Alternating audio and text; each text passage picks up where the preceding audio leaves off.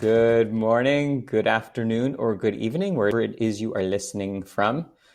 This is the host of AI and the Future of Work, Dan Turchin, bringing you another conversation with a fascinating technology leader. These are interesting times. They're challenging for all of us. Like you, me, and our guest are self-quarantined, but here to discuss some of the interesting implications that self-quarantining has for the technology community, for us as individuals, maybe perhaps even for our families.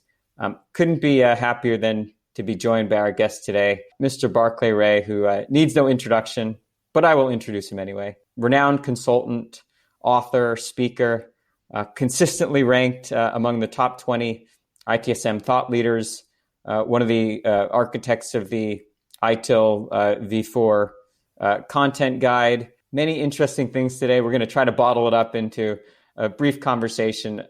Barclay, welcome to the show. Please introduce yourself. Delighted to be here. Thanks very much for inviting me. And really would like to enjoy these kind of conversations and just share a few ideas and a few thoughts. As you say, I've done a variety of things, but I don't think any of them particularly define me. So hopefully we might get closer to the hub of that in this discussion, if anything defines anybody really. So you're well known in the ITSM community. How'd you get into this space? Bad luck, really. I think good luck. I had done other things. I'd done lots of different types of work, so I'd had a life before I started, and getting into IT was actually quite. It wasn't easy, but I sort of progressed quite quickly because I had some life experience and was able to move through management fairly quickly. And I had done some related things. I'd managed teams, I'd managed service and support teams of a sort before, although in a slightly different environment, in the media broadcasting environment. You described me as being a technologist. I don't consider myself a technologist at all. I happen to work in this industry, but my area of interest and hopefully some experience is really more about people and culture and those kind of things. Some people do still come up to me and say, "Oh, what do you think of this process?" And it's like, well, or this tool, great, they work. How are you going to use it? 99.9% of the work that I do and have done is about sorting out the people and the culture part. Well, so along those lines, this show is about the future of work. Now, in light of an interesting, challenging past few weeks, what would you say is the future of work? Well, if I knew that exactly, then I would be a lot better off than I am, I suppose. I think I think this period in time is really interesting because it has forced a lot of, there's obviously a very concerning period and challenging on a whole number of levels, but in 3 weeks, most of the organizations and businesses that I know have completely transformed the way they've worked, in terms of moving people to home working, virtual working, and so on. And although we've been working towards that for some time, and I've personally worked from home for 20 odd years, there's still a big hole there, which is meeting up with people and engaging and body language. And I've been calling it social continuity. We talk about business continuity, but it's the social continuity, about how we interact as people and how we get things done. It's not just the tasks that we're doing, it's the stuff around it, when we meet people in the corridor or when we drive to work or go for lunch or all those kind of things. So that side of it, I think, is fascinating because it's not there and we're having to find different ways of doing it. I've already joined several social conference meetings. I ran one myself yesterday where it was like, just people that I know joined and we didn't really talk about work, but it was a kind of a release or some way of just engaging and replacing that experience. I think the future. It really is the challenge of one, sorting out how we figure out what we're actually good at compared to the automation and the robots. Anything that they can do better, they should do better, or we have to work through all those things. So what's the bit that we actually do really well? We've been talking about this for a long time. But then secondly, with the current experience, how do we actually engage, and how do we ensure that if the bit that we do well is the interaction with other humans, we make sure that we're doing it as well as we can do, given the constraints of technology, distance, and so on. So it's completely up for. We've talked about these things before, but it's suddenly got incredibly intense and focused in just really a few weeks. So who knows how much it might change again in 6, 12, 18 months. It's a fascinating time, as you say. Fascinating. Yeah, no, good perspective. So you've worked with such an interesting variety of clients over the arc of your career. Share with our audience something memorable, maybe a request you had from a client, or something that stands out in your mind as something that was notable. Well, I suppose I've worked with a lot of different, public sector, international organizations, big corporations, quite a lot of little guys, a lot of little startups and smaller businesses, particularly in the IT space. You do deal with a lot of organizations of, less than the enterprise size, and that's always challenging. I think if somebody asked me to do something really outrageous, then I'll probably propose about 3 times the price, so that if they either get it at, and or they don't bother.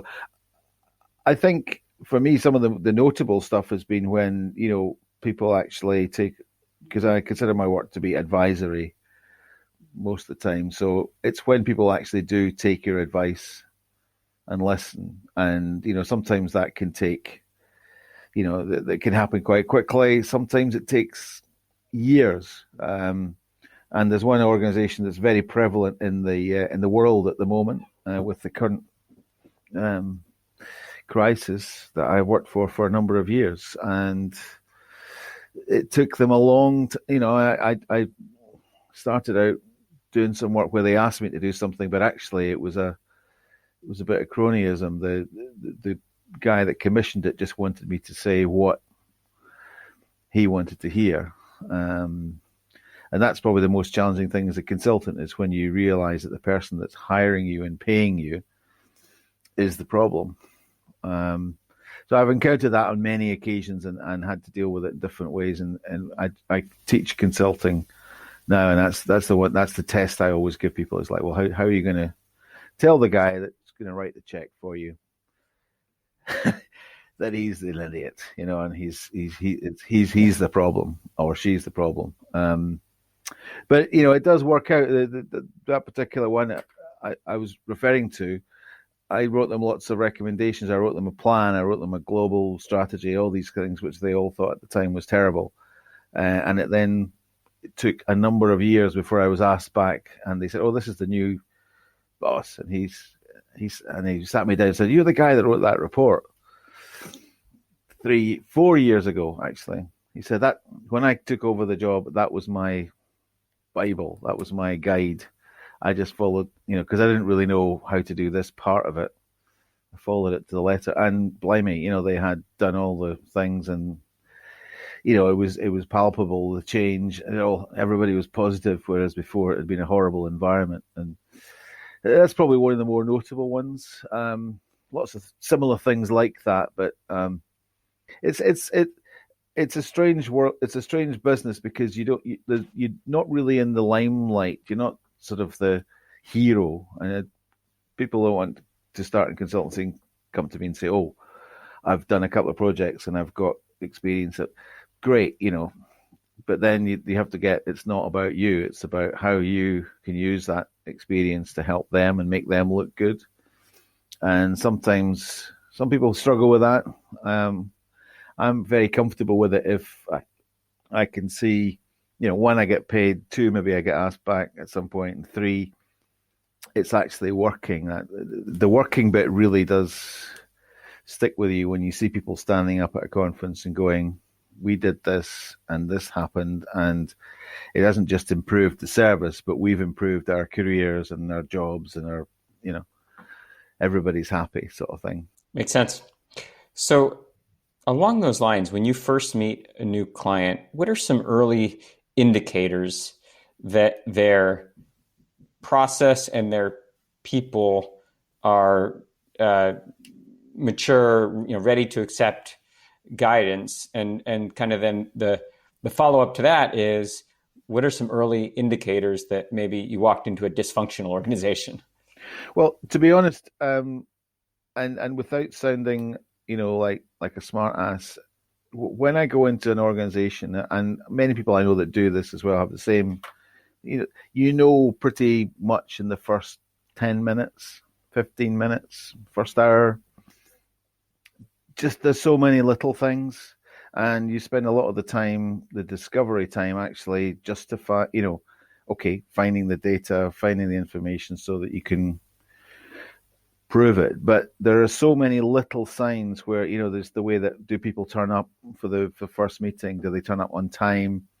Are they organized? How you met and greeted, just the kind of culture that says people have respect for each other. They're, that right away if you're working particularly for the service management people, and you get some other guys coming in going, well, I don't know why I'm here. This is about the service desk. What's that got to do with me? I'm important. I'm technical, And you kind of go, all right, okay, that's the culture's not. These guys aren't working together very well, Whereas if they're all positive and supportive and things work and, the meeting rooms are booked, it's just little things like that, but very, very quickly. And you then spend a lot of time backing it up more than anything else. I'd say the more that I've been doing this, it's always the same, right away. And, you feel sorry for people working in those kind of difficult cultures where they're not being listened to, they're not being heard, they're not supported. It must be really disheartening for them. And that's where the task is, to try and find a way to turn it around in a way that doesn't, completely alienate everybody, get people on side and so on. Yeah, those themes are universal. You must have the same with, implementing tools and so on. Same patterns. And like you said, early on the vendor side, it's a different relationship, different conversation, but I certainly resonate with what you're saying. Now, you're one of the authors of the ITIL spec. And I know it sounds awful with my horrible American accent, but you'll have to forgive that. I think I'll try to coach myself to call it the ITIL spec.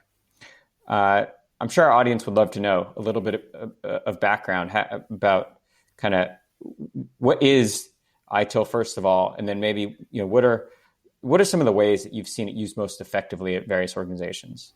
Well, I mean, very quick. I mean, there's lots of history and so on. It's been around for a while, but basically, it's a body of knowledge.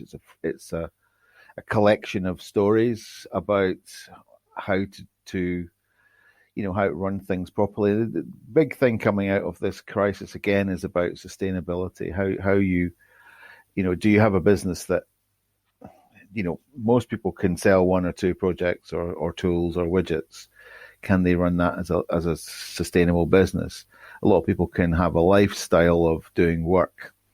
Is that a sustainable business if it wasn't that person? And ITIL primarily is a number of sensible ways of working in terms of how you manage work, how you prioritize and ensure that you're delivering what is needed. And it's always been that. It's been interpreted differently in a number of different scenarios, very often by service management people who've seen it as a kind of a Bible, and we must, like a very strict doctrine, which it's not, and it never, ever must be. But how you provide support, how you understand what do you need to deliver, the capacity, the planning, all those things about sustainable working that particularly people in technology don't necessarily think about.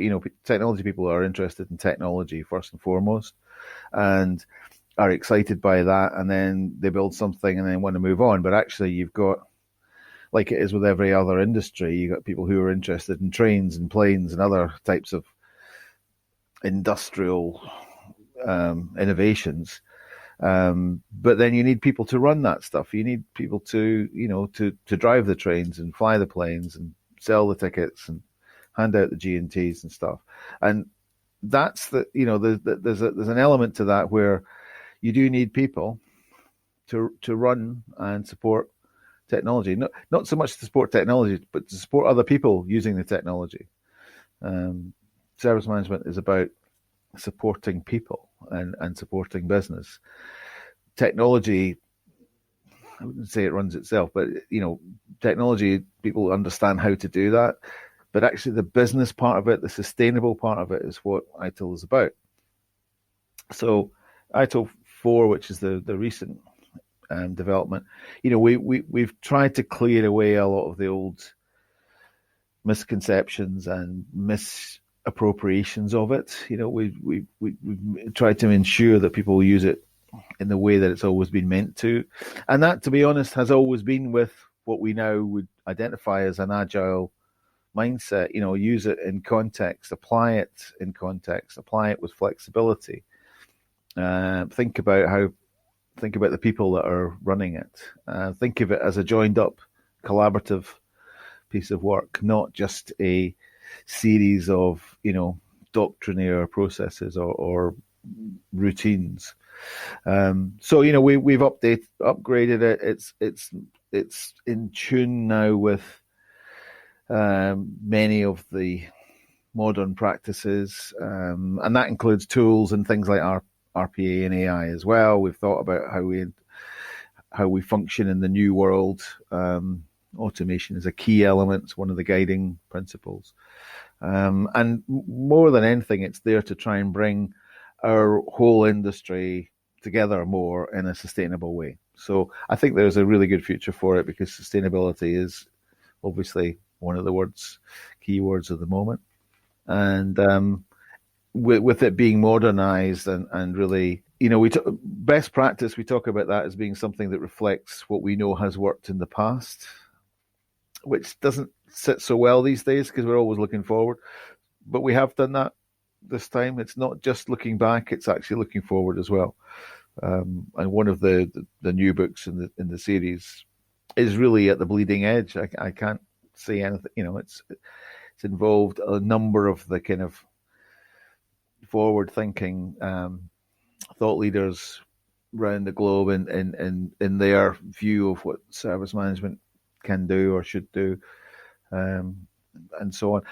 As I say, I don't feel defined by ITIL, but it's been a big part of my life for the last 2 or 3 years, and of course I want it to succeed. And I would suggest that those outside of the kind of IT service management bubble take a look at what's there in ITIL 4 now, because it is very much about convergence and about sustainability, and inclusive with things like agile, DevOps, cloud automation, product management, all those kind of things that have been floating about. So as you're coaching leaders in the face of today's uncertainty, but also looking at on the horizon, the clouds are going to break here pretty soon. We'll be on the other side of the pandemic. What do you think the enduring impact of this situation will be, and how can service management leaders modify process and culture to take into account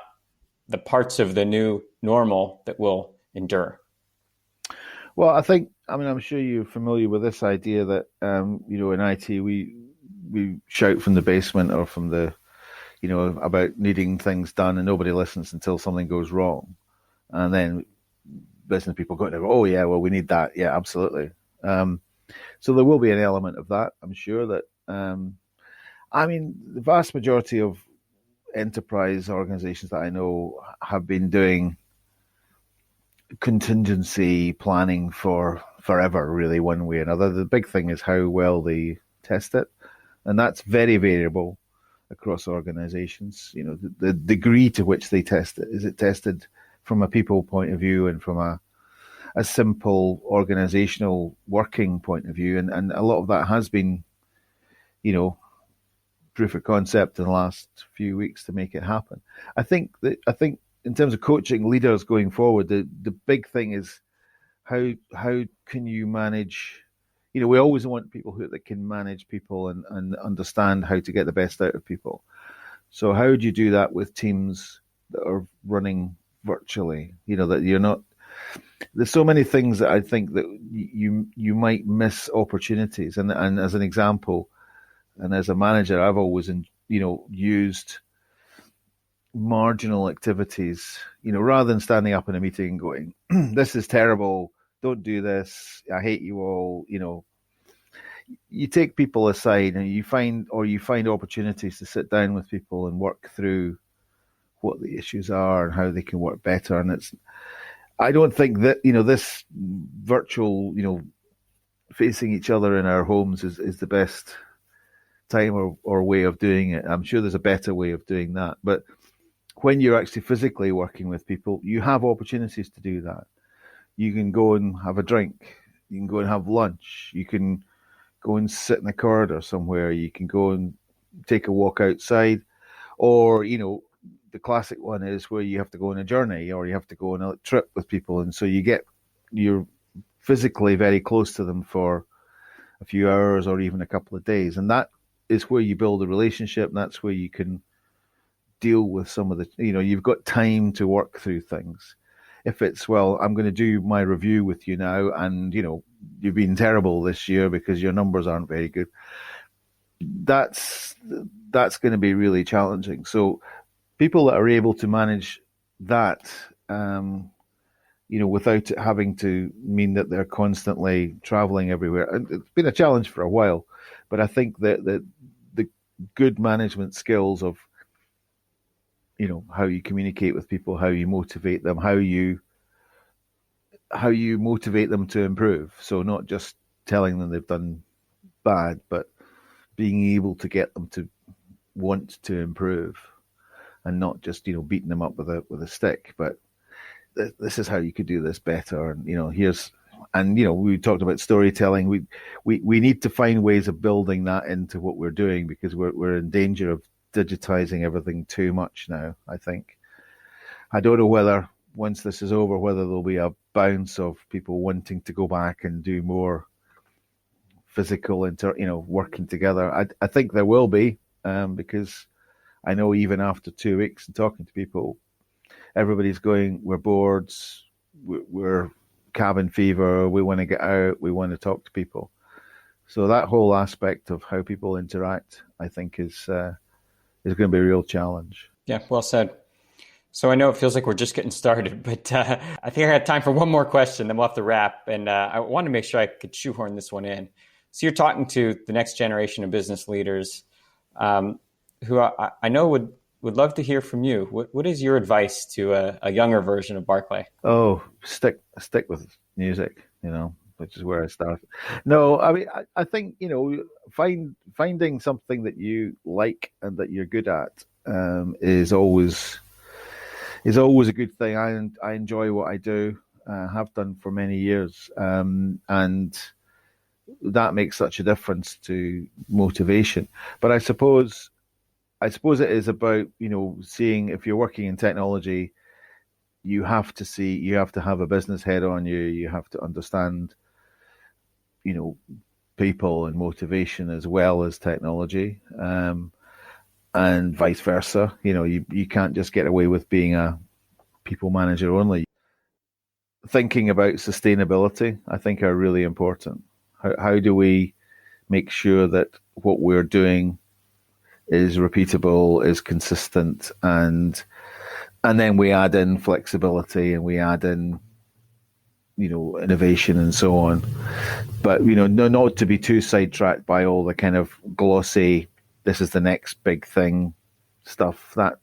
You know, I had a very good mentor when I was 25, 30, and much of what I learned from him I still use and is still completely relevant, and is relevant in agile and DevOps and other contexts still today. So it's not to be too sidetracked by shiny things, I suppose.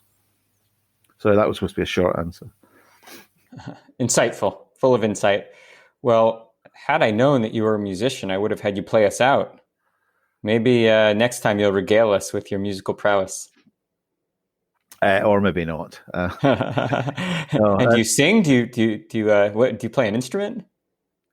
I play piano, keyboards, and drums. I was a drummer, but I was a professional musician for about 10 years full time, and probably about near 20 full and part time. So, Barclay, this has been fantastic. Thank you for joining us. For everyone listening, I encourage you to follow Barclay on Twitter.